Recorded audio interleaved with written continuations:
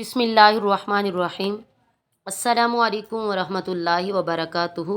हज़रत बरीरा रदी अल्लाह ताला अन्हु से रवायत है कि नबी करीम सल्लल्लाहु अलैहि वसल्लम किसी चीज़ से बदशगुनी नहीं लिया करते थे। जब आप किसी आमिल, गवर्नर व हुक्मरान को भेजते तो इसका नाम दरियाफ्त फरमाते।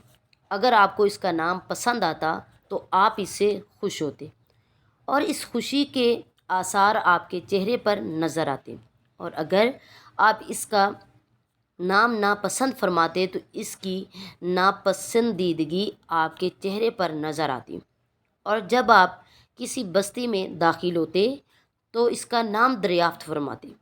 अगर आपको इसका नाम अच्छा लगता तो आप सल्लल्लाहु अलैहि वसल्लम खुश होते और खुशी के आसार आपके चेहरे पर दिखाई देते, और अगर इसके नाम को नापसंद फरमाते तो नागवारी के असरात आपके चेहरे पर नुमायाँ होते। हज़रत साद बिन मालिक से रवायत है कि रसूलुल्लाह सल्लल्लाहु ताला अलैहि वसल्लम ने फरमाया, ना उल्लू मनहूस है और ना कोई बीमारी मुतअद्दी है और ना ही कोई बदशगुनी है, और अगर बदशगुनी यानी नहुसत किसी चीज़ में होती तो घर, घोड़े और औरत में होती।